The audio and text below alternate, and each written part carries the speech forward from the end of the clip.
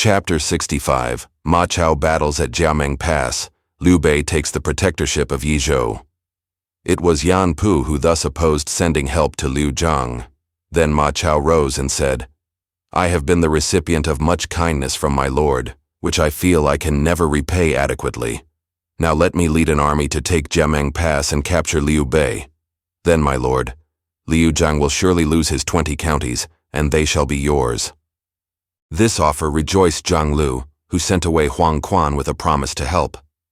Then Zhang Lu told off 20,000 for Ma Chao to lead. Pang De was too ill to take part in the expedition, so he remained in Hanzhong. Zhang Lu ordered Yang Bo to be army supervisor. Ma Chao and Ma Dai chose a day to march to Jiameng Pass. Meanwhile, the messenger sent to Chengdu by Fa Zheng had returned to Luocheng to report. Chengdu advised Liu Zhang to set fire to all the plains and valleys between the capital and the invaders, as well as the granaries, to move sway the people, and to stand solely on the defensive. This news caused Liu Bei and Zhuge Liang great anxiety, for it would be a grave danger to them. However, Fa Zheng was more sanguine. "Do not be anxious," said he. "The plan would be extremely harmful, but it will not be carried out. Liu Zhang will not do that." Surely enough, very soon they heard that Liu Zhang had not adopted the suggestion. He would not remove the people. It was a great relief to Liu Bei. Then said Zhuge Liang, "Now let us capture Mianzhu quickly. For that done, Chengdu is as good as ours." Liu Bei therefore told off Huangzhong and Wei Yan to advance first. When commander of Mianzhu, Fei Guan, heard of their advance, he ordered Li Yan to go out to stop them, and Li Yan led out 3,000 troops.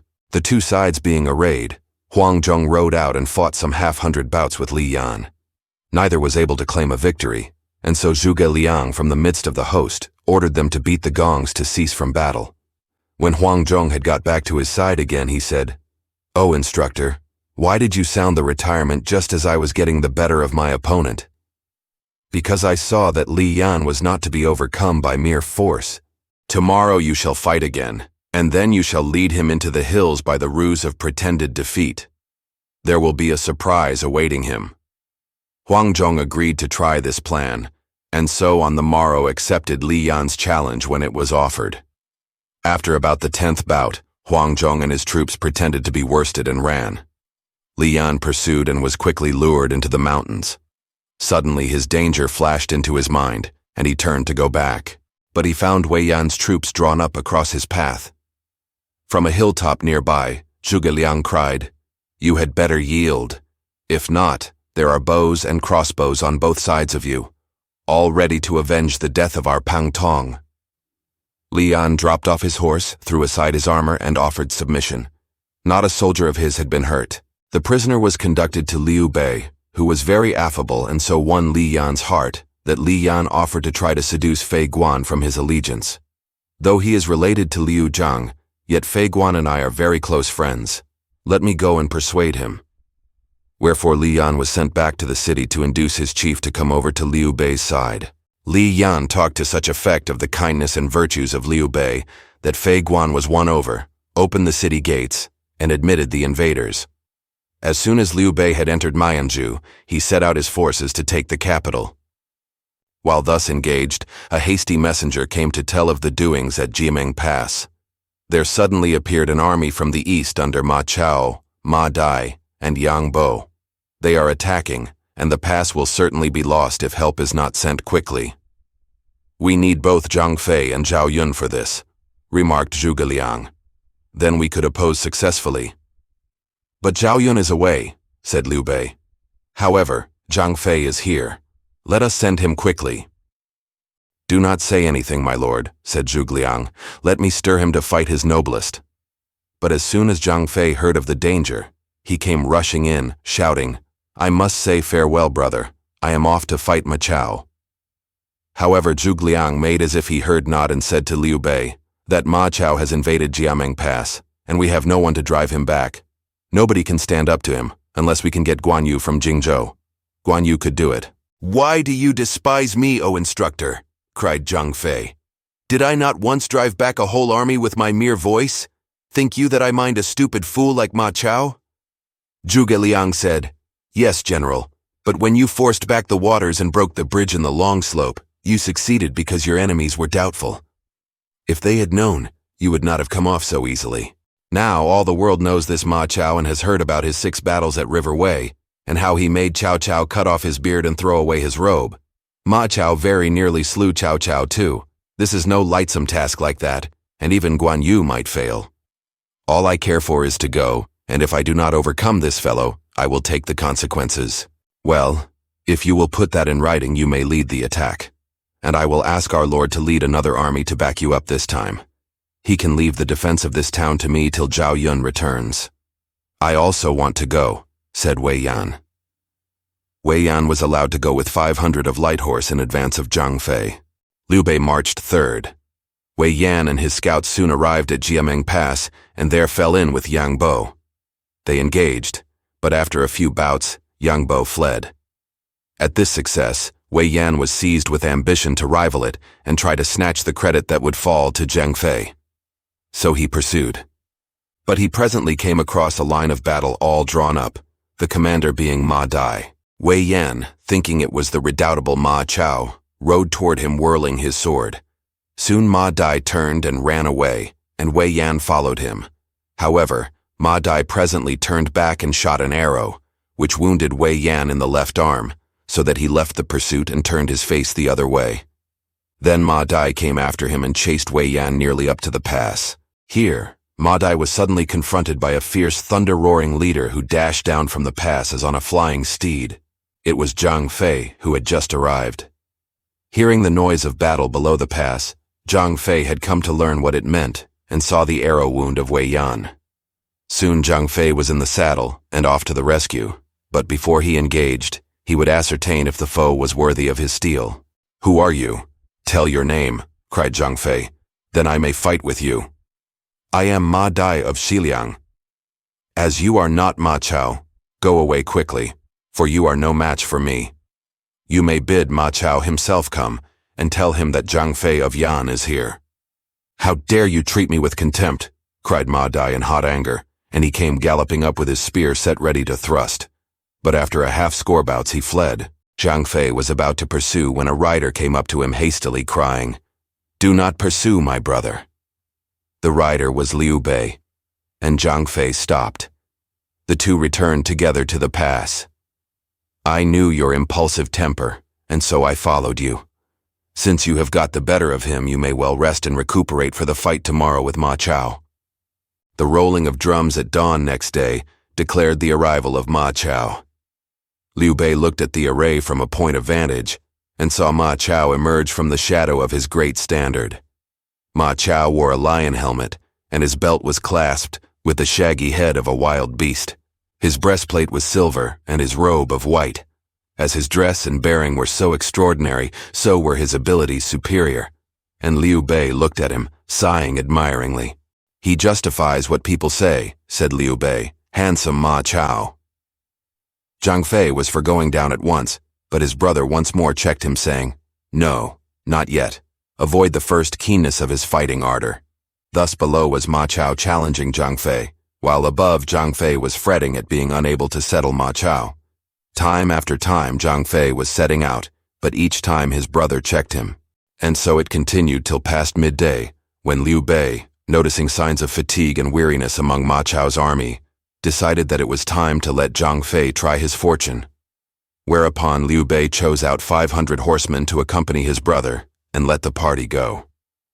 Ma Chao, seeing Zhang Fei coming with so small a force, signaled with his spear to his array to retire a bowshot, and Zhang Fei's troops halted.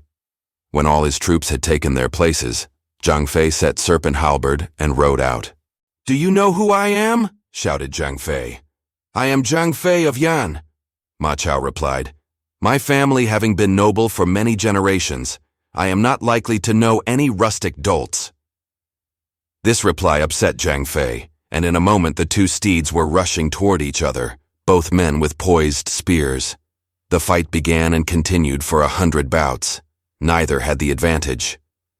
"A veritable tiger of a leader," sighed Liu Bei, but Liu Bei felt that Zhang Fei was running a risk, wherefore he sounded the gong as a signal to cease the fight, and each drew off to his own side. Zhang Fei rested his steed for a time. Then, leaving his helmet, he wound a turban about his head, mounted, and rode out to renew the fight. Ma Chao also came out, and the duel continued. Presently Liu Bei thought his brother in danger, so he girded on his armor and went down into the plain. He watched till they had fought another 100 bouts, and then as both seemed to wax fiercer than ever, he gave the signal again to cease the battle. Both drew off and returned each to his own side. It was then getting late, and Liu Bei said to his brother, "You had better retire for today. He is a terrible opponent. Try him again tomorrow." But Zhang Fei's spirit was roused, and it was unlikely that such advice would be palatable. "No," shouted he, "I will die and not come back." "But it is late. You cannot go on fighting," said Liu Bei. "Let them bring torches, and we will have a night battle," said Zhang Fei. Ma Chao, having mounted a fresh steed, now rode out and shouted, "Dare you try a night battle, Zhang Fei?" Zhang Fei's excitement rose higher. He hastily changed horses with his brother and rode forth. "If I do not capture you, I will not go back to the pass," said Zhang Fei. "And if I do not overcome you, I will not return to the camp," said Ma Chao. Both sides cheered. They lit many thousand torches till it seemed as light as day, and the two great generals went to the front to fight. At the 20th bout, Ma Chao turned his steed and tied. "Whither are you going?" called out Zhang Fei. The fact was that Ma Chao had begun to see he could not win in direct and simple combat, so he thought to try a ruse. By a false flight, as though he knew he had lost, he would inveigle Zhang Fei into pursuit. He picked up a copper mace secretly and kept a careful watch on his opponent for the most favorable moment to strike. But Ma Chao's flight only put Zhang Fei upon his guard, and when the moment came for the blow with the mace, he dodged, so that the weapon flew harmlessly past his ear. Then Zhang Fei turned his horse, whereupon Ma Chao began to pursue. Then Zhang Fei pulled up, took his bow, fitted an arrow to the string, and let fly at Ma Chao. But Ma Chao also dodged, and the arrow flew by. Then each returned to his own side. Then Liu Bei came out to the front of his battle line and called out, "Note well, O Ma Chao, that I, who have never treated people other than with kindness and justice and truth and sincerity, swear that I will not take advantage of your period of repose to pursue or attack. Wherefore you may rest a while in peace." Ma Chao, hearing these words, withdrew guarding the rear, and the other generals one by one returned, while Liu Bei drew off his army toward the pass. Early next day, Zhang Fei was once more going down out of the pass to fight, when they told him that the directing instructor had arrived. Liu Bei went to receive him, and Zhuge Liang at once began to speak of Ma Chao. "He is the most terrible leader of the age. If he fights a desperate battle with Zhang Fei, loss of a general will ensue. So I have come as quickly as I could. I left Mianzhu in the safe hands of Zhao Yun and Huang Zhong. I think I have a little ruse left that will bring Ma Chao over to our side." "Now I have seen the man. I greatly admire him," said Liu Bei. "If we could only win him over." "Then listen, my lord," said Zhuge Liang. "Zhang Lu greatly desires the title of Prince of Hanzhong. Among his most intimate subordinates, I know Yang Song open to bribery. So we will send a person secretly to see him and give him gold and silver and so win his support.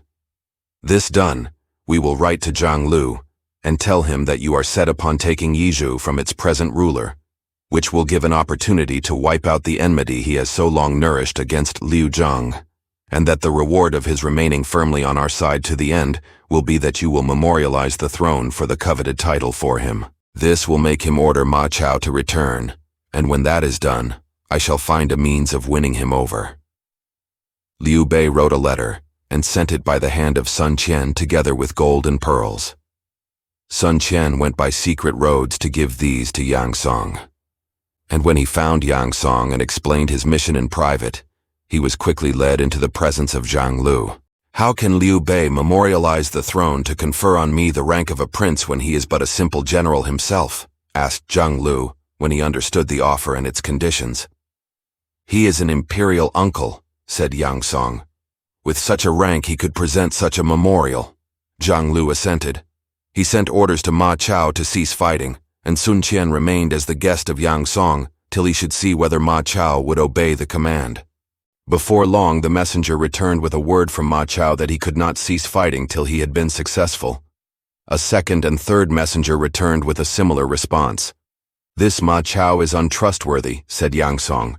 "He will not withdraw his soldiers because he contemplates rebellion. That is the real reason." Yang Song set stories afloat rumoring. Ma Chao desires to make himself the ruler of the West and has said that he will no longer be content with subordinate rank, and he means to avenge the death of his father. The rumors came to the ear of Zhang Lu, and he asked Yang Song what should be done. Yang Song proposed, saying, "Give Ma Chao a limit of a month in order to accomplish his task, provided he consents to 3 conditions, and if he does not agree, he will have to be put to death. The 3 conditions are the capture of West Riverland, the head of Liu Zhang, and the repulse of the Yizhou troops. If he fails in any one of these, just bring his head." Meanwhile, Jiang Wei should be sent as guard at one of the strategic points which will control Ma Chao's army in case of rebellion. When Ma Chao heard the 3 demands made on him, he was greatly troubled, saying, "What can such a charge mean?" After taking counsel with Ma Dai, it seemed best to suspend fighting, and the army returned.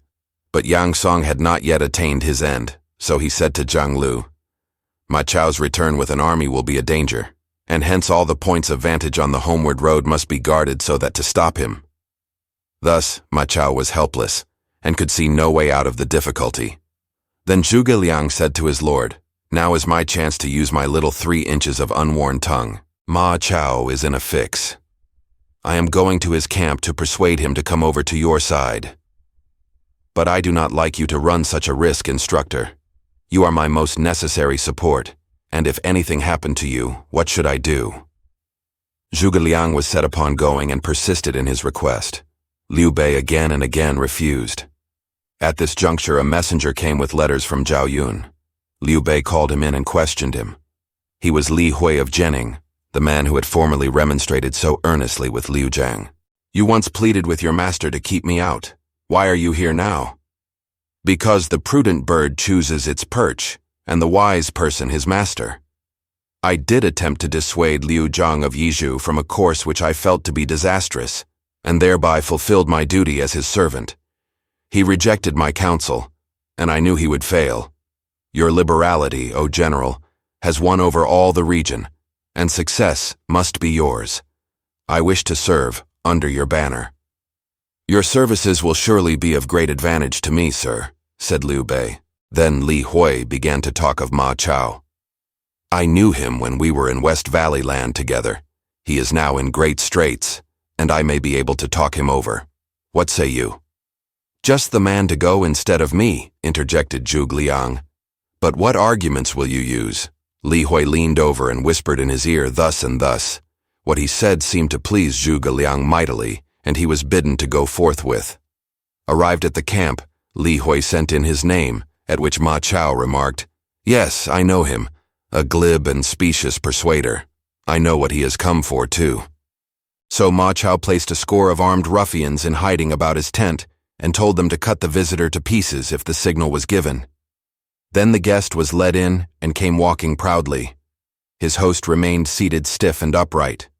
Ma Chao spoke roughly, saying, "What are you come for?" "I am here as persuader. This sword here in the scabbard is newly ground. You may try me by words, but if the words do not penetrate, I shall ask you to try the sword." Li Hui smiled, saying, "O General, evil is not far off. However, I am thinking the newly ground sword will not be tried on my head. You will want to try it on your own." "What evil were you talking about?" "The worst vilification could not hide the beauty of Lady Shishir of Yue, nor could the most fulsome praise gloze over the ugliness of Lady Wuyan of Qi. The sun rises to the meridian, and then declines. The moon waxes to the full, and then wanes. All things obey the one law. Now, General, you are at enmity with Cao Cao for your father's death, and in West Valley land, you carry a stubborn, grinding hate for your family's death. You can neither rescue Liu Zhang by repulsing the army from Yizhou, nor can you settle Yang Song by getting an interview with Zhang Lu. The whole world now holds no place for a person without a lord, and if you experience further defeats, like that one on River Wei, or the loss of Jicheng, Will you not be too shamed to look any human in the face? Ma Chao bowed his head, saying, You speak well, sir, but I am helpless. Now that you listen to me, I would ask why those fearsome ruffians are in hiding by your tent, continued Li Hui. Ma Chao, suddenly stricken with shame, ordered them to retire. Li Hui continued his speech. Liu Bei, the imperial uncle, is considerate to his subordinates, and I am certain he will succeed, and so I have forsaken Liu Zhang to cleave to him. Your honored father joined him in destroying rebels. Why do you not flee from darkness into the light? Thereby you would avenge your father and become famous. Ma Chao, convinced of the wisdom of the course thus recommended, proved his conversion by sending for Yang Bo and slaying him forthwith. Taking with him the head of his victim, Ma Chao accompanied Li Hui to the pass and tendered his submission. Liu Bei welcomed him warmly and treated him as a highly honored guest. Ma Chao bowed his head, saying, Meeting you, O illustrious lord, is like seeing the clear sky when the clouds have been swept aside. When Sun Quan returned from Yang Song's place, Liu Bei detached a force to go to the capture of Chengdu, left 2 generals, Meng Da and Huo Jun, to guard Jiameng Pass, and made a triumphant entry into Mianzhu with the welcome of Zhao Yun and Huang Zhong. 2 generals of West Riverland, Ma Han and Liu Jun, came to oppose Liu Bei, but Zhao Yun went out against them, while Liu Bei was entertaining Ma Chao at a banquet on the city wall. Ere it had concluded, Zhao Yun slew both the generals and brought their heads to the banquet chamber. This exploit put Ma Chao on his mettle and doubled his respect for the conquerors. Let not my lord attack, said Ma Chao. I will make Liu Zhang surrender of his own accord. Should he resist, my brother Ma Dai and I will take the city and offer it to you with both hands. Liu Bei was very pleased with the course of events. The day was indeed one of rejoicing, but Liu Zhang was greatly distressed at the news of his fresh misfortunes, which reached him with the return of his defeated soldiers. He barred the gates and stopped all exits. Before long came news of the approach of Ma Chao with an army of rescue.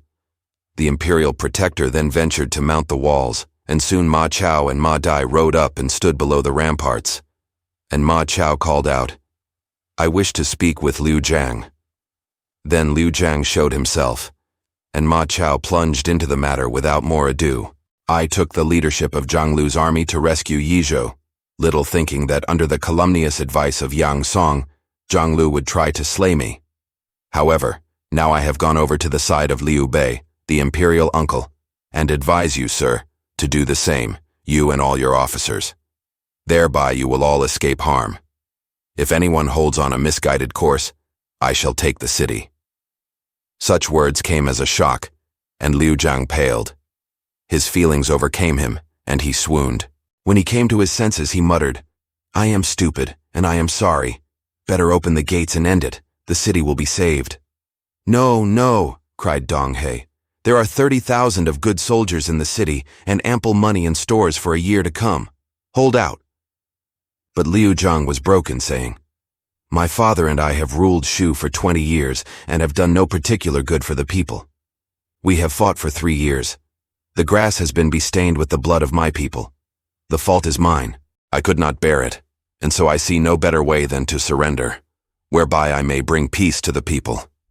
Those about him wept. One man spoke, saying, You speak as heaven guides you.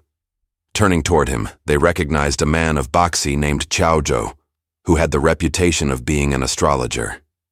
I have studied the aspect of the heavens, and a multitude of stars gathered over the west, one of which shone as the full moon, a right royal star. And I recall a popular couplet of last year. When comes the ruler from the east, then may you on new rice feast. None can withstand the decree of the Most High. Liu Bei and Sun Quan, who heard these words, were very angry at such a speech and rose up, swords in hand, to smite the speaker. But Liu Zhang stayed them. Next came news that Xu Jing, the governor of the Shu district, had climbed the wall and gone over to the invaders. This was the last blow. Liu Zhang went home weeping. Next day they reported that Liu Bei, the imperial uncle, had sent Jianyong as legate to visit Liu Zhang, and he was even then at the city gate. Jianyong was admitted, and he entered riding in a carriage and looking about him most haughtily.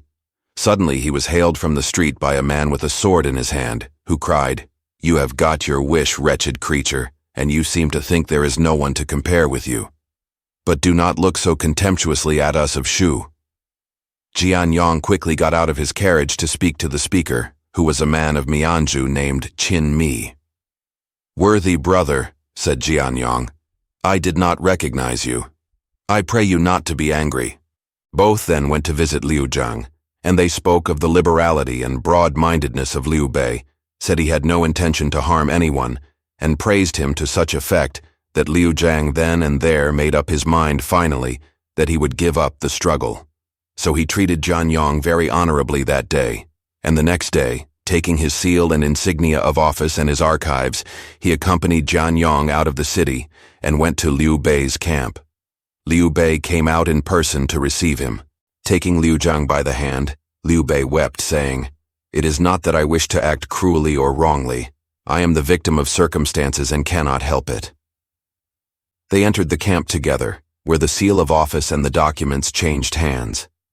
Afterwards they rode into the city side by side. The people gave Liu Bei a cordial welcome, burning incense and illuminating the city. The victor went to the residence of the chief of the region, where he took his seat and was saluted by all the subordinate officials. However, Sun Quan and Liu Bei stayed away from the ceremony. This annoyed the more violent of Liu Bei's supporters, and they wished to kill the delinquents. But Liu Bei would not allow violence and threatened condign punishment to anyone who might interfere with these two. When the reception was over, Liu Bei went to visit the two recalcitrants, whereupon both came out and made their obeisance. Said Zhuge Liang to Liu Bei, "We have vanquished, and all opposition in Yizhou is at an end, but there cannot be two rulers, so you must remove Liu Zhang to Jingzhou." "But I do not wish to exile him," said Liu Bei. "He lost his prestige through weakness. If you are weak and undecided, you also will not last long." Liu Bei saw his advice was good, and so he gave a great banquet, whereat he begged Liu Zhang to pack up his treasures and prepare to move. He gave the dispossessed imperial protector the title, General who spreads prestige. Liu Zhang went away to Gonggan in Jingzhou, taking with him his family and all his possessions. Liu Bei thus became imperial protector of Yizhou. He conferred gifts on the civil and military officers who joined him, confirming their ranks and titles. Yan Yan was made general of the front army. Fa Zheng, governor of the Shu district. Dong He and Xu Jing, imperial commanders. Liu Bei, general of the left army. Sun Quan, general of the right army. Wu Yi, Fei Guan, Peng Yang, Zhuo Ying, Li Yan, Wu Lan, Lei Tong, Li Hui, Zhang Yi, Qin Mi, Cao Zhou, Lu Yin, Huo Jun, Deng Zhi, Yang Hong, Zhou Qun, Fei Yi, Fei Shi, Meng Da, and others of Shu. Officers whose aid had been conspicuous were given high ranks and finer titles under the new rule, and the total of more than 60 of them were well rewarded. Naturally, honors were distributed freely to Liu Bei's immediate helpers, to whose efforts he owed his position. Zhuge Liang was held directing instructor. Guan Yu, general who destroys rebels and lord of Hanshou. Zhang Fei, general who subdues rebels and lord of Xin. Zhao Yun, general who guards the west. Huang Zhong, general who conquers the west. Wei Yan, general who wages successful war. Ma Chao, general who pacifies the west. Sun Qian, Jian Yong, Mi Zhu, Mi Fang, Ma Liang, Ma Su, Jiang Wan, Yi Ji, Liu Feng, Guan Ping, Liao Hua, Zhou Cang, and others, many of whom had come to Liu Bei from Zhengzhou, received promotions and rewards. In addition, a special gift of 500 ounces of gold, 1,000 ounces of silver, much copper money, and 1,000 rolls of Sichuan silk was sent to Guan Yu, and all the military and civil officers were given appointments and rewards.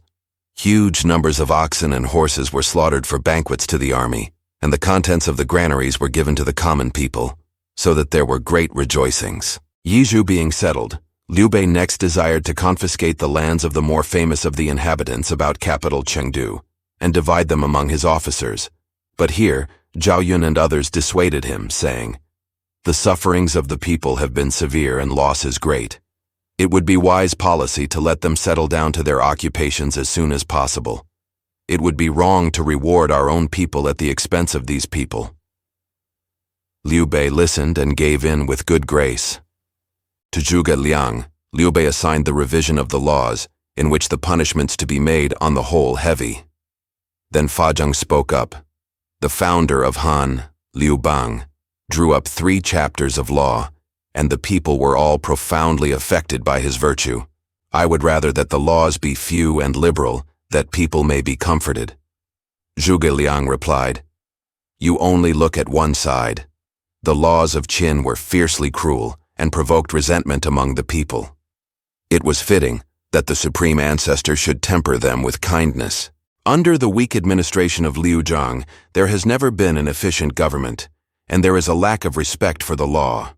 The proper relationship between ruler and minister has been gradually obscured. Favor has been the means of rising, and the highest in rank have been the basest. Kindness has been extended into license, and the most benefited have been the most contemptuous, and thereby have crept in many evils. Now I mean to inculcate respect for the dignity of the law, and kindness shall follow its attainment. There shall be moderation in conferring rank, but honor shall really follow on such promotion. In the mutual cooperation of kindness and honor, and in proper distinction between superiors and inferiors, lies the efficiency of a government. Fa Zheng had no argument to oppose. In due time, all became perfectly tranquil, and all the 41 counties, with their respective garrisons, were peaceful and contented. As governor of the Shu district, Fa Zheng earned much hatred, busying himself in returning favors and avenging past deeds however small they were. One person told of the complaints to Zhuge Liang, urging his reproof.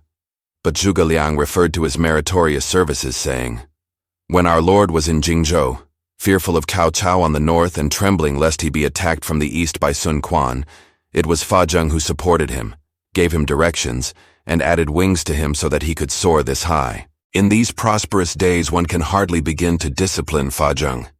Could we reasonably forbid him following somewhat his own way? So no investigation was made, but Fa Zheng heard of the complaints and corrected his faults.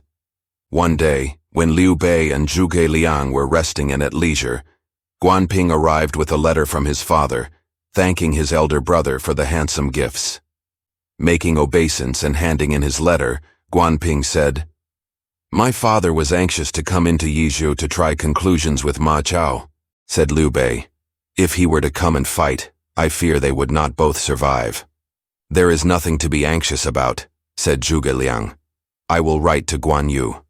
Liu Bei feared that his brother's impulsive temperament might lead to trouble, so he told Zhuge Liang to compose a letter and send back by Guan Ping. When Guan Ping came again to his father, the first question was, Did you mention the contest with Ma Chao? Then the letter was produced, and this is what it said. I hear you are anxious to decide whether of the twain Ma Chao or yourself is the better man. Now I can measure Ma Chao. He may be unusually brave and bold, but he is only of the class of Yingbu and Peng Yue of old. He might be a worthy rival of your younger brother, but he is far from the standard set by you, O Lord of the beautiful beard. You have a most important charge. If you come into the West Riverland, and Jingzhou should be lost, would you not be guilty of a terrible failure? I think you will see this. Guan Yu stroked his long beard and smiled as he read the letter. The instructor knows me thoroughly, said he to himself. He showed the letter to his clients and friends, and thought no more of going westward. The successes of Liu Bei in the west had been duly noted by Sun Quan, who thought he was surely now going to obtain the much-coveted Jingzhou. So he called in Zhang Zhao and Gu Yong to ask advice. Sun Quan said, When Liu Bei occupied Jingzhou temporarily, he pledged he would return the region to the Southland when he would possess Yizhou. Now he has taken the 41 counties of West River land. If Jingzhou is not returned, I will take it by force. Zhang Zhao said, I have already a scheme that will need no fighting. Liu Bei will offer the place to you with both hands. We shall see in the next chapter the scheme to recover the much-desired region. Thanks for watching. Please like the video and subscribe to the channel for more excellent content.